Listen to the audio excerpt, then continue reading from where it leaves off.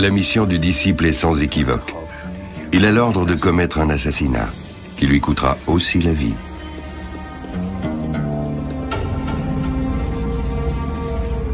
Une boisson enivrante le plonge dans un sommeil hypnotique. Un avant-goût du paradis et des voluptés qui l'y attendent une fois sa sinistre besogne accomplie.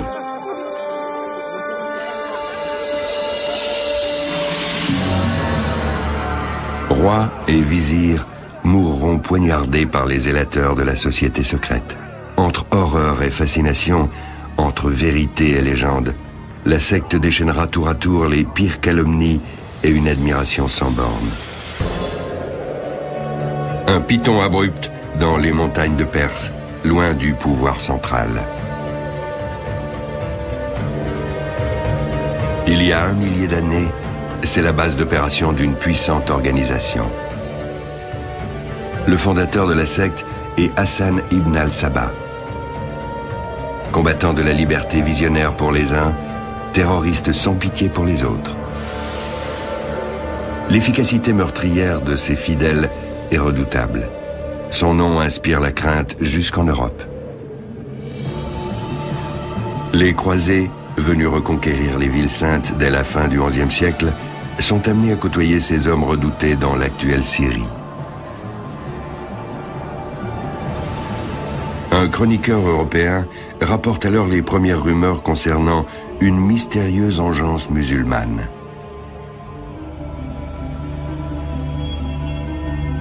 Dans son Histoire des croisades, l'archevêque Guillaume de Tyr en fait une description plus objective. Il existe en Syrie un peuple qui règne sur 10 forteresses. Il désigne lui-même son chef, appelé le Vieux de la Montagne. Sur son ordre, ses adeptes commettent des assassinats, sans peur des conséquences de leur acte et sans jamais songer à fuir. Lorsque le Vieux souhaite se débarrasser d'un prince, il lui envoie un de ses fidèles armé d'un poignard. Les Sarrasins et nous-mêmes les nommons les assassins, mais l'origine de ce nom nous est inconnue.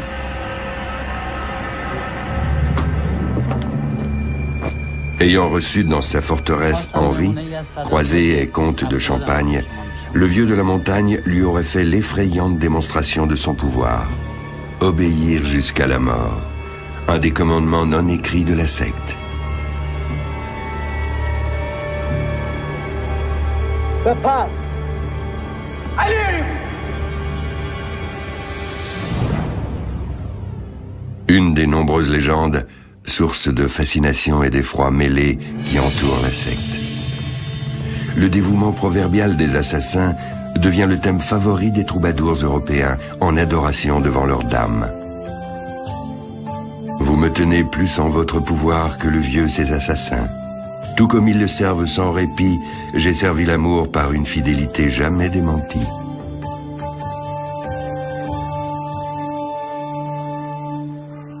Les assassins entrent dans l'histoire comme des messagers de la mort. Un mythe est né. En récompense de leurs assassinats, le Vieux promet à ses disciples toutes sortes de joies. Il leur fait miroiter le paradis de leur vivant.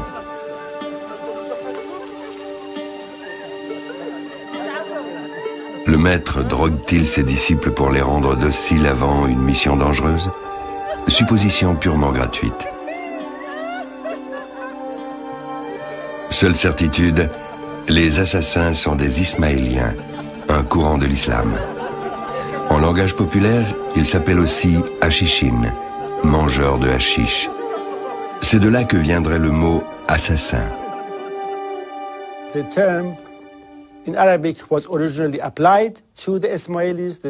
À l'origine, ce terme désignait les Ismaéliens. Les croisés l'ont entendu, puis transposé dans les différentes langues européennes. C'est devenu par exemple Assissini, Assassini, Essissini, etc.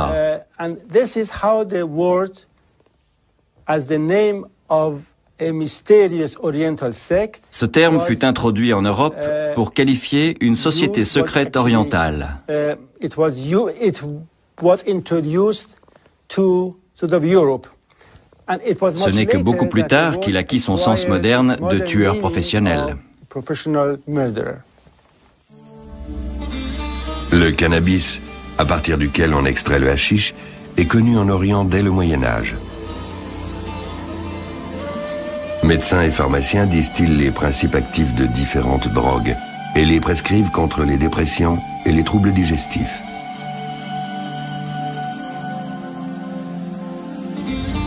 Les musulmans fervents considèrent ces mangeurs de hashish qui consomment du cannabis pour le plaisir comme des dévoyés. Le terme hashichine devient une insulte désignant les dissidents religieux, les marginaux et les partisans des sectes. Une chose que les croisés présents en Orient pour mener leur guerre ignorent.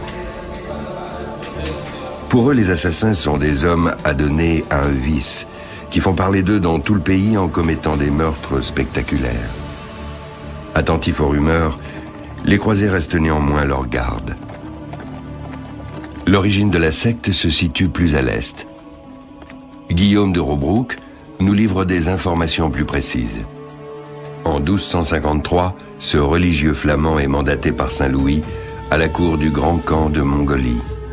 Celui-ci l'accueille avec méfiance. Il a entendu dire que des assassins déguisés se sont introduits dans le pays pour le tuer. Guillaume note: « Ils vivent dans les montagnes. Ce sont des dissidents, les assassins. » Au printemps 1090, 160 ans avant le récit de Guillaume, Hassan ibn al-Sabah se rend en Perse pour une mission secrète. Après un séjour prolongé en Égypte, le voici de retour dans la patrie de ses ancêtres. Il est alors âgé d'une quarantaine d'années.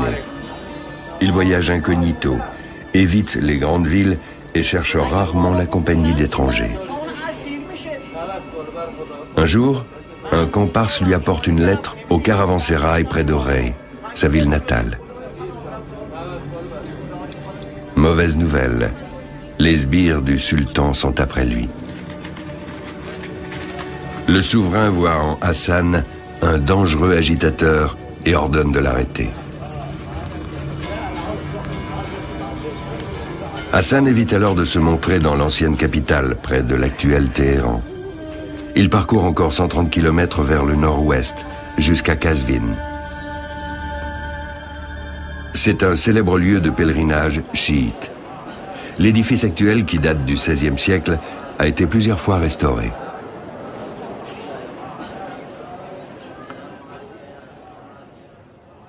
Il abrite le tombeau de Hussein, fils du 8e imam, tué en 821 alors qu'il était de passage dans la ville avec son père. Les fidèles prient devant son reliquaire pour qu'il exauce leurs souhaits. À Qazvin, Hassan est certain de recruter des sympathisants. Mais il doit agir avec prudence. Le temps où il faisait partie de l'élite de son pays est révolu. Comme la majorité des chiites, il vénère les 12 imams, descendants directs de Mahomet. Il ne m'est jamais venu à l'esprit de chercher ailleurs la vérité, écrit-il. Plus tard, il s'initie à l'ismaélisme et se forme en théologie.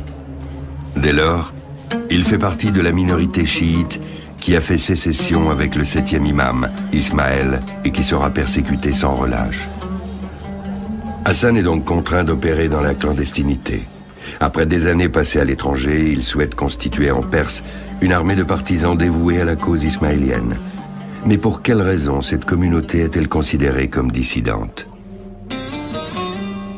À sa mort en 632, Mahomet n'a laissé aucune directive concernant son successeur. Suivant leur coutume, les puissantes tribus arabes élèvent le plus méritant des leurs au rang de calife, de représentant du prophète. Mais les 3 premiers califes sont rapidement assassinés. En 656, Ali, cousin et gendre de Mahomet, devient le 4e calife. Il réside à Koufa, dans l'Irak actuel. 5 ans plus tard, il est assassiné par des rebelles dans la mosquée de la ville. Selon les partisans d'Ali, Mahomet aurait désigné son gendre comme successeur.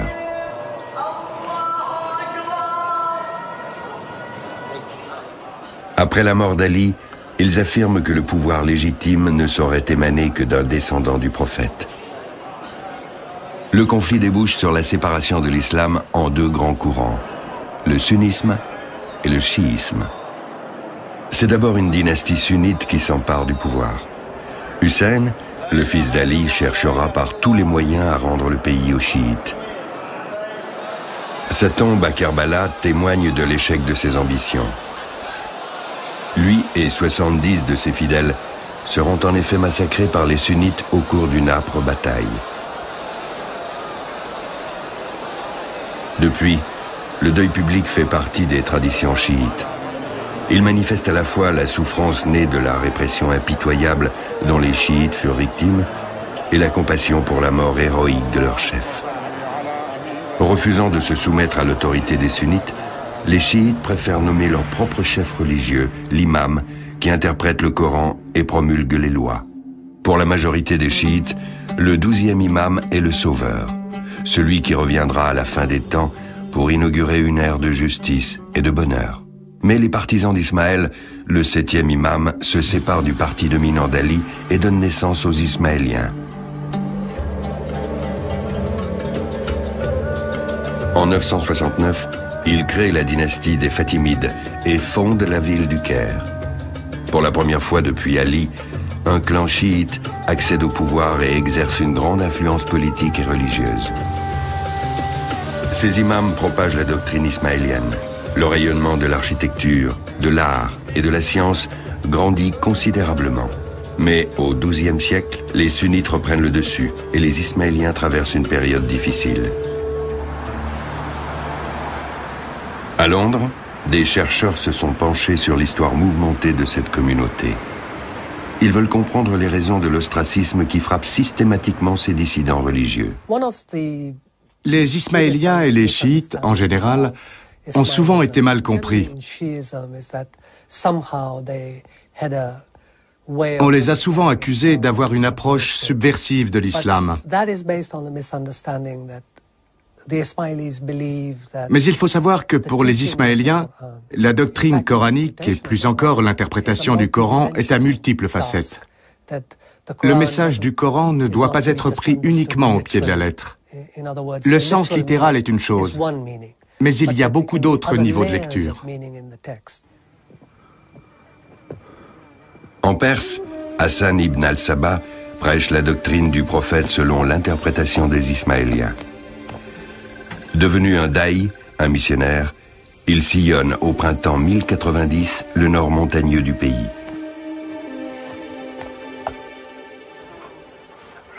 Il tente de convertir les musulmans à l'imamisme, sur lequel, avec l'interprétation des sourates, se fonde l'ismaélisme.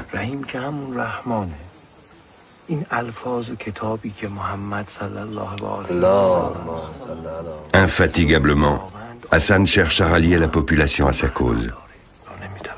Les peuples des régions éloignées sont particulièrement réceptifs. Son charisme ne laisse personne indifférent.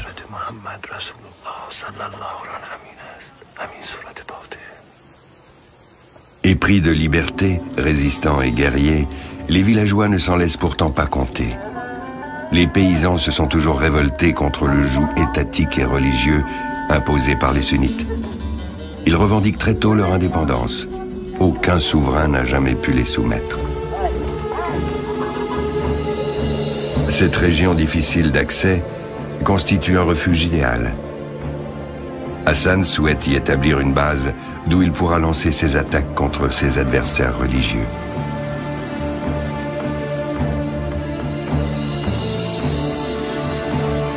Il trouve enfin ce qu'il cherche au cœur de l'Elbourz.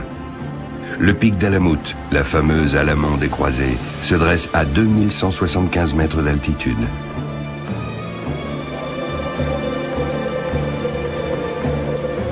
Alouhamout, le jugement de l'aigle.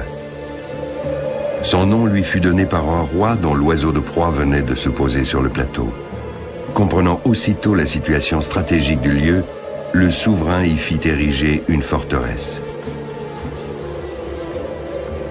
Hassan envoie ses fidèles au sommet de la falaise pour convertir la garnison.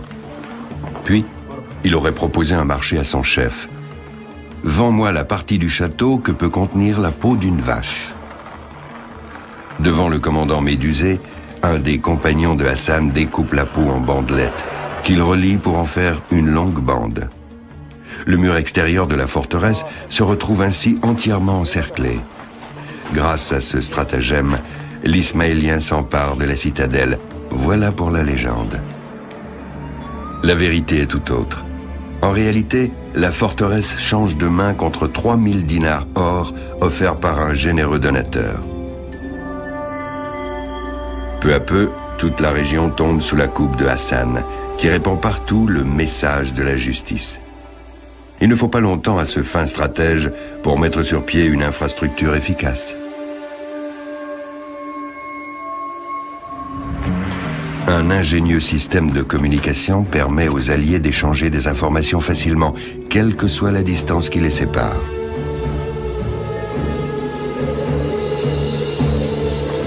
Depuis les différents avant-postes, ils s'envoient des signaux lumineux ressemblant à du morse. En cas de danger, c'est un système d'alerte précoce fort utile. L'armée ismaélienne s'empare de 70 châteaux, par conquête ou par ruse.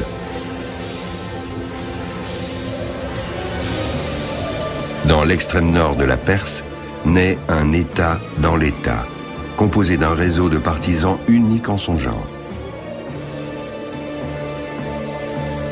Un État gouverné par un chef religieux aux ambitions politiques affichées. Il se rapproche de son but. La fédération idéologique des Ismaéliens du pays. Seule l'union leur permettra de lutter contre les incessantes persécutions des autres factions.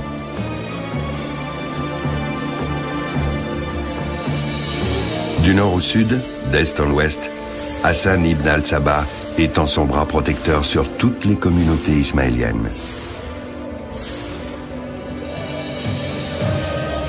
Depuis peu, les scientifiques s'intéressent de près à la forteresse d'Alamout. Quelques mois par an, une équipe d'archéologues de Téhéran effectue des fouilles dans le château bas. Au pied du plateau se trouvaient jadis les ateliers et les salles d'intendance de la forteresse. Il s'agit de la première étude subventionnée par l'État de ce lieu chargé d'histoire. Sous la houlette de Hamid Choubak, les archéologues mettent au jour des découvertes de différentes époques. À côté d'artefacts en argile, ils ont trouvé des récipients en bronze, des bijoux massifs, de lourdes chaînes en fer et un grand nombre de pièces de monnaie. Les pièces sont frappées à l'empreinte d'Alamout, un indice de l'existence d'un État autonome à l'époque de Hassan.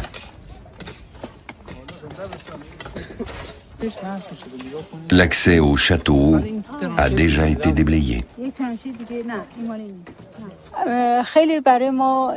Les découvertes que nous avons faites jusqu'à présent sont d'une importance capitale.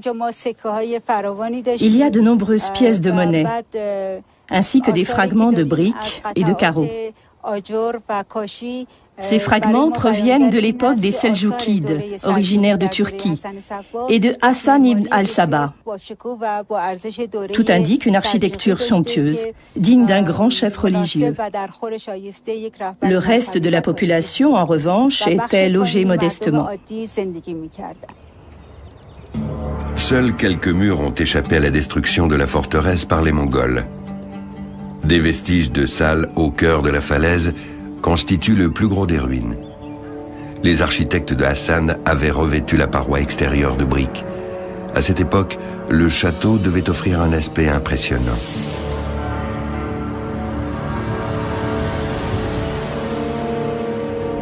La forteresse est habitée par environ 200 hommes, ravitaillés par les paysans de la vallée de leur plein gré. Ces Ismaéliens convertis ne veulent plus enrichir les seigneurs féodaux. Ils préfèrent travailler pour leur nouveau protecteur. En échange, Hassan leur apporte son soutien. Sous son règne, l'agriculture et le commerce sont florissants. Sa communauté est soudée, y compris face aux dangers.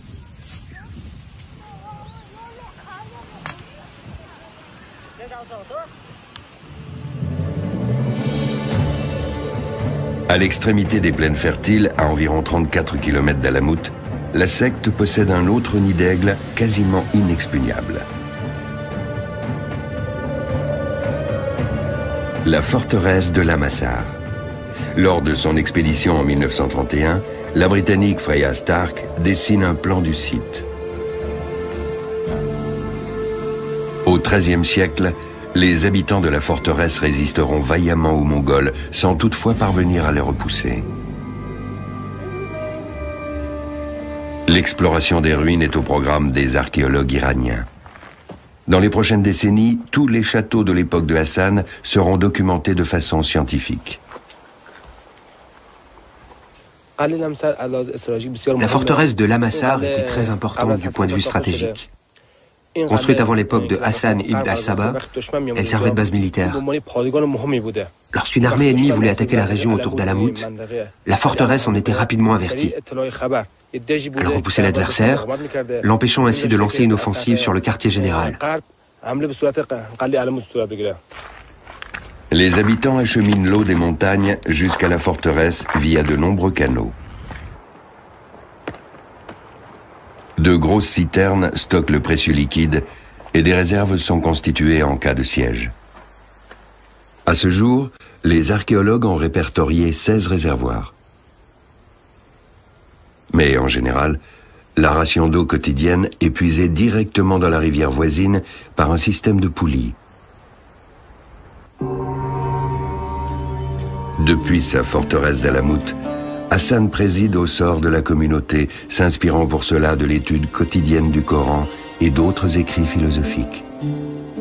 Sa vaste bibliothèque aménagée le long des immenses murailles devient célèbre. Dans le calme et la solitude, il œuvre pour la création d'un État idéal, délivré du joug des Seldjoukides ou des Sunnites.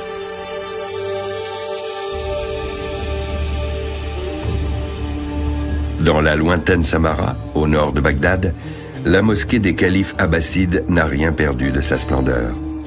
Aux yeux de Hassan, cette dynastie sunnite est responsable du déclin de l'islam juste. Par ailleurs, elle cherche à anéantir sa communauté par tous les moyens. Les souverains sunnites vivent dans de fastueux palais. Népotisme et corruption sont la règle. À Bagdad, leur capitale, ils fondent de prestigieuses écoles d'études religieuses où l'on enseigne la théologie et le droit d'après les préceptes du parti dominant.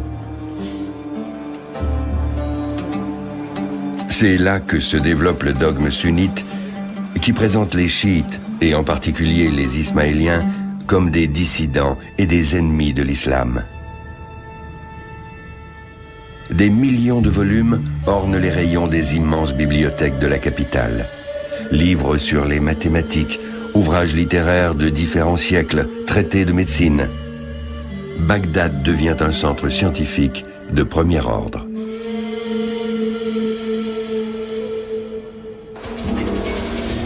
Même s'il est le souverain officiel du royaume, le calife ne reste qu'une marionnette aux mains des Seldjoukides, ses alliés.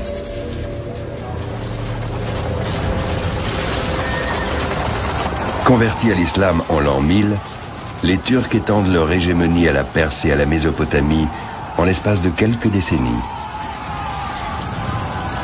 Ils accroissent progressivement leur influence politique et militaire. Protecteurs autoproclamés du calife, ils savent se rendre indispensables. Rien de ce qui se trame dans les montagnes du Nord sous la conduite de Hassan n'échappe à leur sultan. Ils décident de lancer leur armée sur Alamout pour éradiquer ce foyer de résistance. Malgré leur supériorité numérique, les assiégeants sont obligés de battre en retraite, une cuisante défaite. Hassan ourdit sa vengeance. Il sait qui est le responsable, son ennemi juré, le grand vizir du sultan.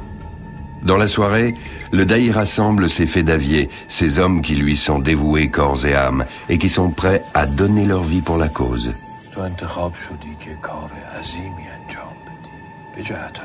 La décision est prise.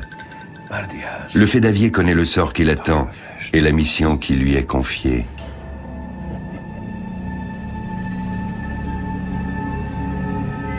La mort du vizir. Le premier attentat de Hassan au nom de la religion.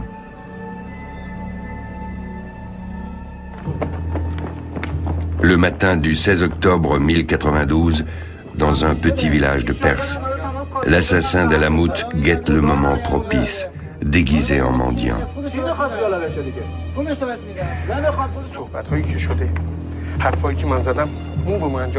Nizam al-Mulk, 80 ans, ignore tout du danger qui l'attend. Ce haut dignitaire revient d'une entrevue importante. C'est un notable qui a mis sa vie au service du pays. Sous prétexte de lui remettre une requête, l'inconnu s'approche du vizir.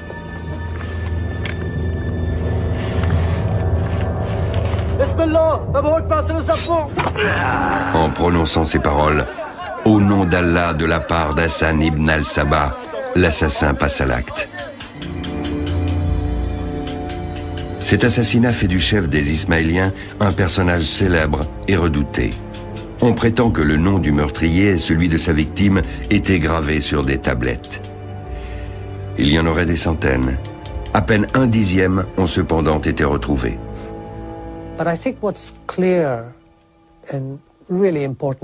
Il convient de souligner une chose. Mourir pour sa foi est une noble cause. Mais tuer pour sa foi, non. Il est important de bien faire la distinction entre le fait de répondre à la violence pour se défendre et celui de tuer au nom de la foi.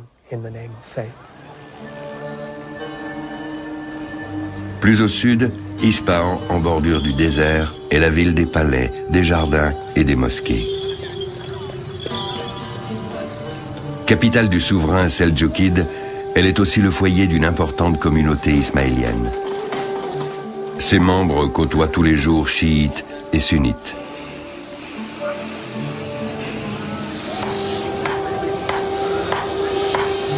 Dans cette société, le fossé entre l'élite et la population se creuse de jour en jour.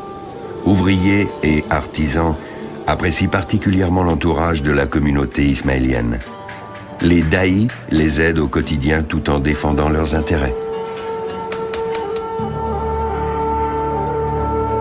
Une forteresse voisine aux portes de la ville leur sert de refuge. Le daï d'Ispahan a conquis en un tour de main l'ancienne garnison des Seldjoukides.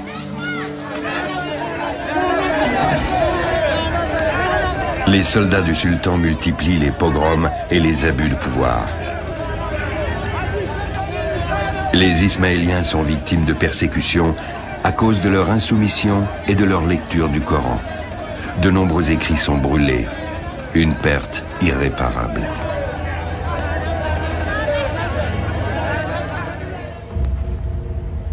Face aux exactions du gouvernement, Alamout va déclencher la riposte. Le mode d'action est toujours identique. Hassan désigne un fédavier pour un voyage sans retour. Une fois arrivé à destination, le volontaire doit d'abord se mêler à la population sans attirer l'attention. L'exécution d'une mission peut prendre des mois. Cette mission est toujours la même, l'assassinat d'une figure clé du camp adverse. Les hommes de Hassan sont parfaitement entraînés, ils connaissent toutes les ficelles du métier. Souvent, l'assassin prend une nouvelle identité. Son anonymat est total. Ses compagnons ignorent les desseins de cette présence discrète qui reste concentrée sur son objectif.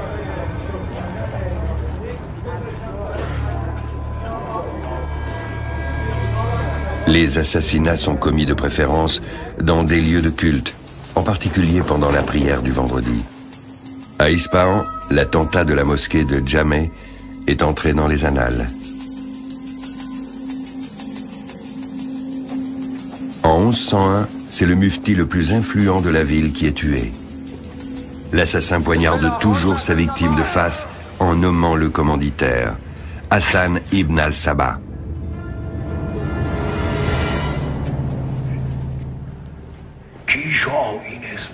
Contrairement à une idée répandue, le seigneur d'Alamout n'a jamais forcé ses fidèles à commettre les crimes en son nom.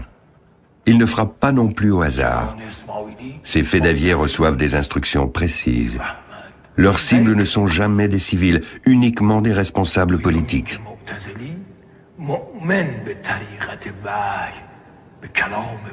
Pour motiver ses troupes, Hassan prétend que la fin, en l'occurrence l'espoir d'un monde plus juste, justifie les moyens.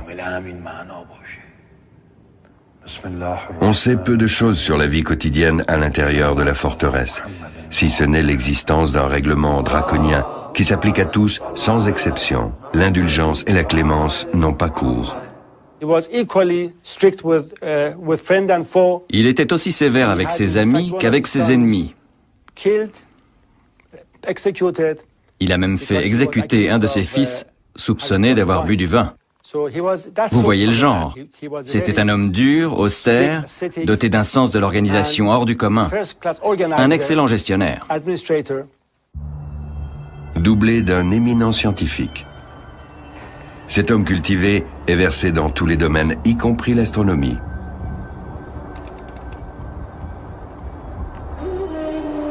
On dit que pendant les 34 ans où il habita à Alamout, il ne sortit que 2 fois de sa cellule pour observer les étoiles.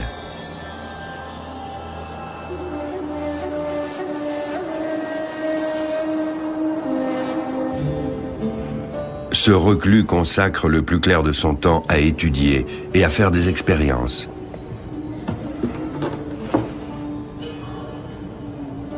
Il fabrique des remèdes naturels selon différentes recettes.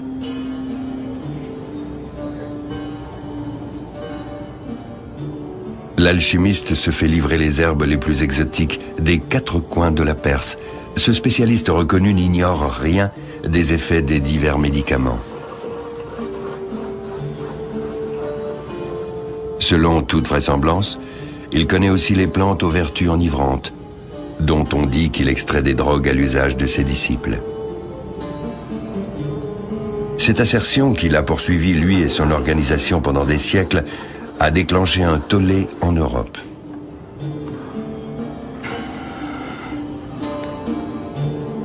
Quoi qu'il en soit, Hassan ne dévie pas de sa ligne politique. Pour harceler le pouvoir, il a besoin d'un vaste réseau d'alliés, y compris hors des frontières. En 1102, il envoie des émissaires dans la lointaine Syrie pour y établir une nouvelle base.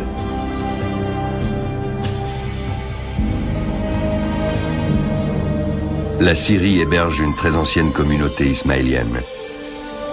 Les envoyés se rendent tout d'abord à Alep, dans le nord du pays. Surplombant la ville, l'imposante citadelle est visible de loin. C'est ici que réside le puissant émir Rodovan, qui règne sur cet important centre de commerce et les terres alentours.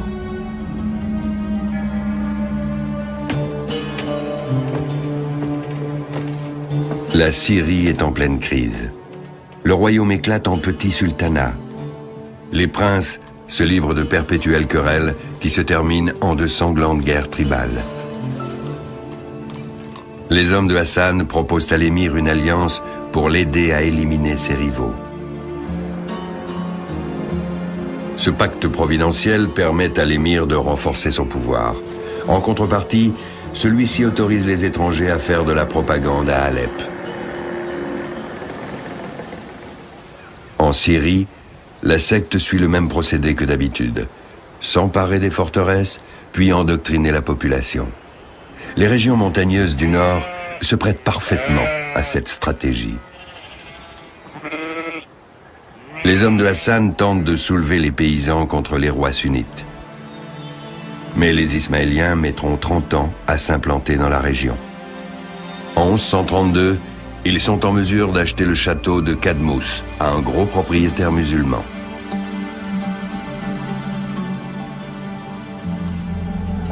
D'autres suivront. La tactique habituelle de la secte fonctionne également en Syrie. S'installer, se retrancher, puis attaquer.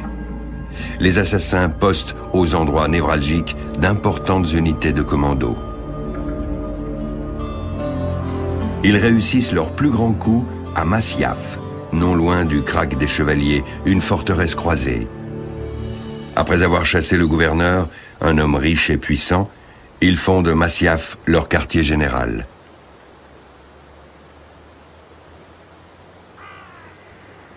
Aujourd'hui, les archéologues tentent de déterminer les différentes phases d'occupation du site. Cela débute au 7e siècle avec la construction du fort d'origine.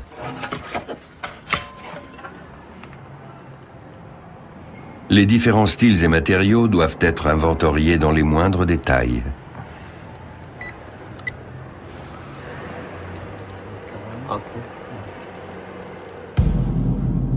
La reconstruction des éléments d'architecture byzantine nécessitera à elle seule encore plusieurs années.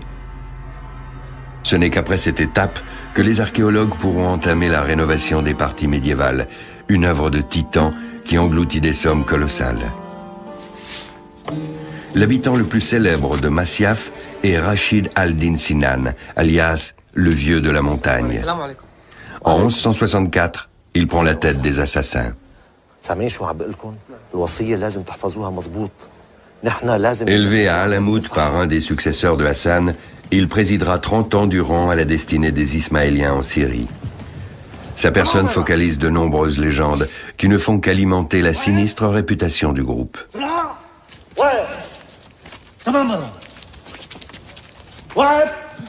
Ainsi, on dit qu'il aurait entraîné ses hommes pour en faire des tueurs imprévisibles.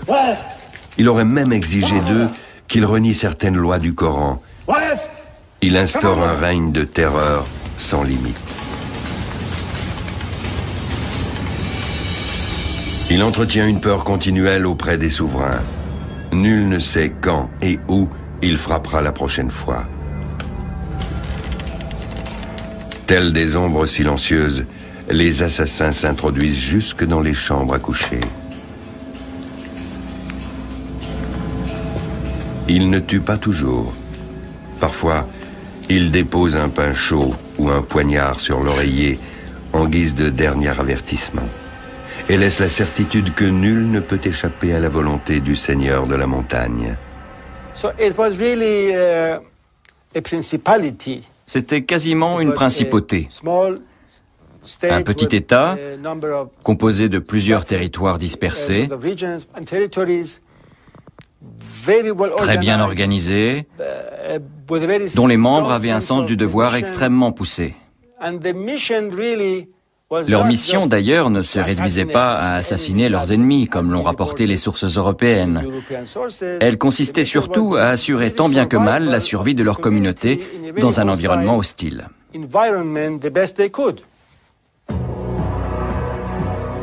Le Krach des Chevaliers, à proximité de Masyaf, est une immense forteresse qu'occuperont les croisés pendant presque 2 siècles. Les Ismaéliens s'allient avec les chevaliers pour combattre les princes sunnites.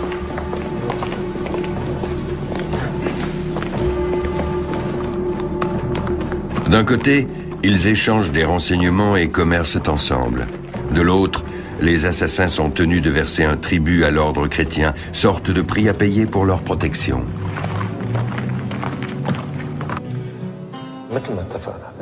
Sinan se déplace parfois pour assister en personne à des entrevues hautement confidentielles. Le daï syrien aperçut très tôt les avantages d'une telle association. Ces poignards s'abattent rarement sur un croisé. Dans ce cas précis, la tactique consistant à paralyser l'ennemi en éliminant un de ses dirigeants n'aurait pas porté ses fruits. La victime aurait été remplacée dès le lendemain.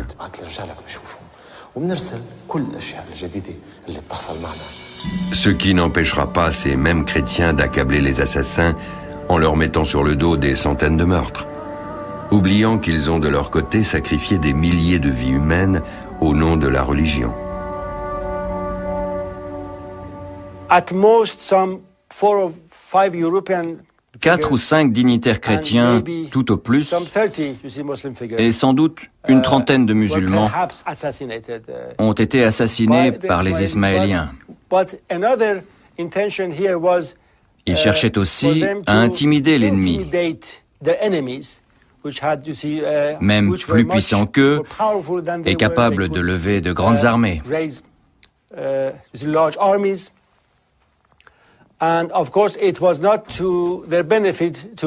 Du coup, ils revendiquaient volontiers les assassinats qui n'étaient pas de leur fait. Cette apparence de toute puissance impressionne même un seigneur aussi aguerri que le légendaire Saladin. Le sultan, nouveau héros des sunnites, est venu bouter les croisés hors du pays.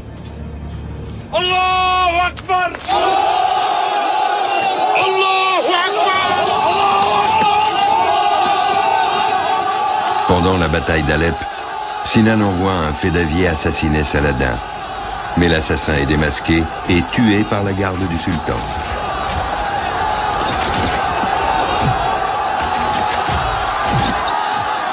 En représailles, Saladin attaque la forteresse de Masyaf avant de battre en retraite Bredouille. Il faut attendre 1273 pour que l'étoile des assassins en Syrie pâlisse définitivement. Le pouvoir des califes et la supériorité de leurs armées ont raison de la secte. La communauté ismaélienne se trouve à nouveau sans protection. Même Alamout, en Perse, est vouée à la disparition. La forteresse succombe sous les coups des Mongols en 1256. Les hordes de cavaliers venus de l'Est déferlent tel un ouragan à travers le pays. Les Ismaéliens résistent vaillamment. Il faut 3 ans aux soldats du camp pour s'emparer de leur principale forteresse. La puissance destructrice des Mongols est sans précédent. Un gigantesque incendie anéantit une importante partie du site. La précieuse bibliothèque de Hassan part en fumée. L'œuvre d'une vie est réduite en cendres, à l'exception de quelques livres.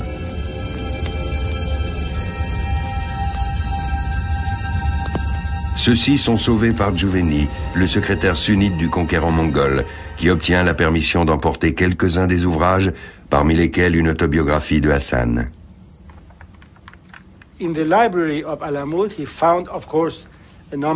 Il a trouvé dans la bibliothèque d'Alamout un certain nombre de sources très importantes sur l'histoire de la communauté durant cette période et s'en est servi pour écrire son histoire des Ismaéliens qu'il a mise en annexe de son histoire des conquêtes mongoles. Son portrait peu élogieux de Hassan influencera l'image des Ismaéliens en Orient durant plus de 800 ans. L'explorateur Marco Polo renchérit sur la soi-disant dépravation des assassins. Les miniatures de son livre des merveilles du monde dépeignent le paradis du vieux de la montagne sous des couleurs chatoyantes.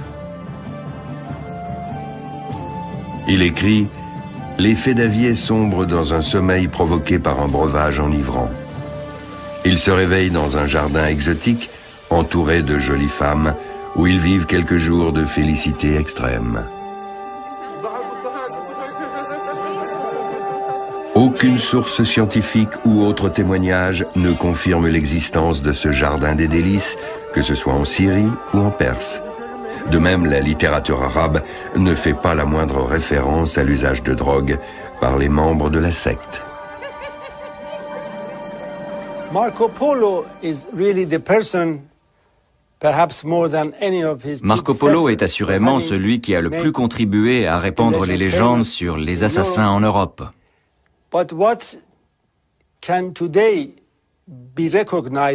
Mais ce qui aujourd'hui est traité comme une pure fiction était jadis pris pour argent comptant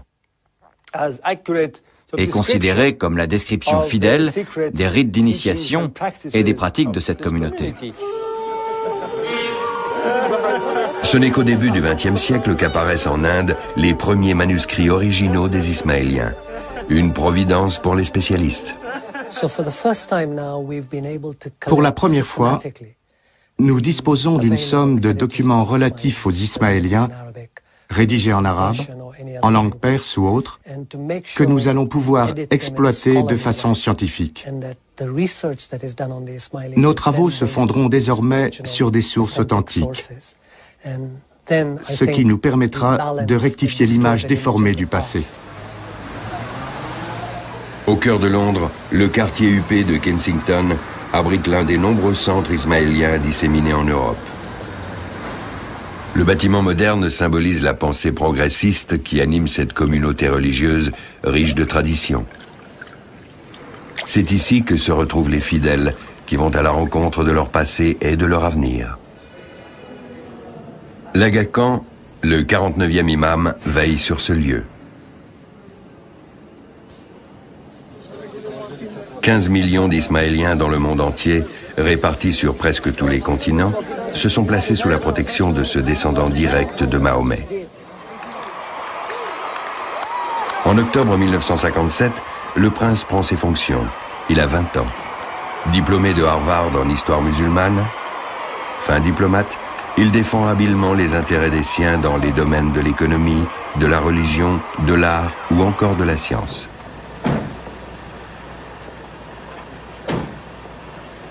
En compagnie d'hommes célèbres comme Nelson Mandela ou au travail avec des architectes inconnus, le prince s'investit dans de nombreux projets partout dans le monde.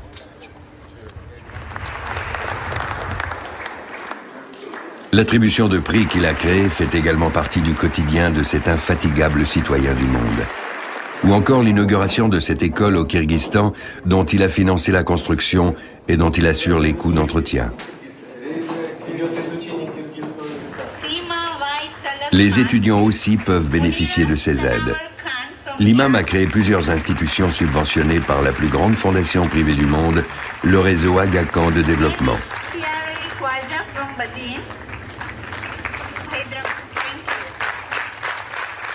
La plupart des institutions portent son nom, en hommage à la communauté ismaélienne.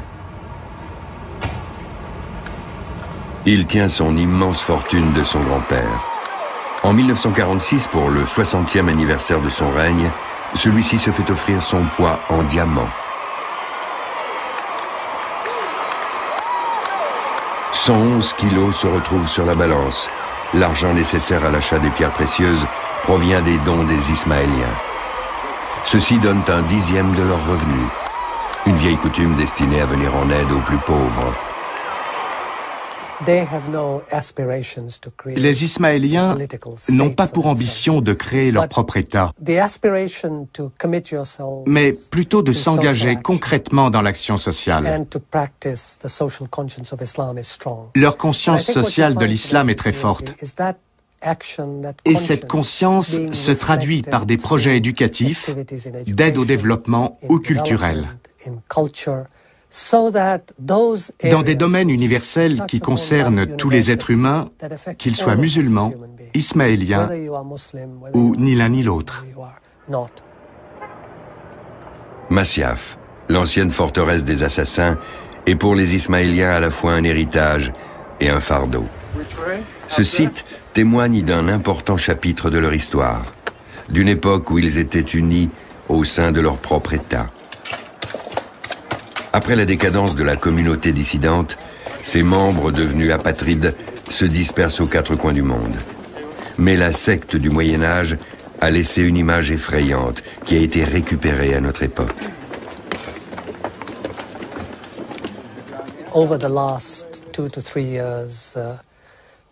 Ces 2 ou 3 dernières années, face à la violence d'extrémistes musulmans, certains journalistes ou scientifiques qui connaissent sans doute mal leur sujet ont tenté d'établir des parallèles entre le comportement de ces terroristes et les Ismaéliens de jadis. D'une certaine façon, le mythe des assassins et de leur secte a été ressuscité. Le meurtre n'est pas une invention des assassins. Mais peu y ont eu recours en tant qu'arme de guerre d'une façon aussi systématique et durable que Hassan ibn al-Sabah et ses successeurs. Le nombre des victimes de la secte est infime comparé aux hécatombes des guerres. D'autres groupes, qu'ils soient musulmans ou chrétiens, ne reculaient pas non plus devant les assassinats politiques.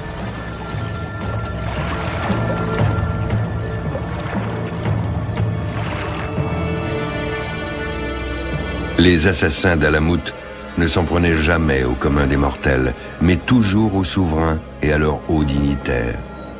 Leur cible était le cerveau, non le bras de l'ennemi. C'est une vérité. Mais il en existe une autre, à laquelle la majorité des musulmans croient fermement. Les meurtres et les attentats suicides n'ont pas leur place dans le droit, la tradition et le quotidien de l'islam. C'était valable autrefois, ça l'est encore aujourd'hui.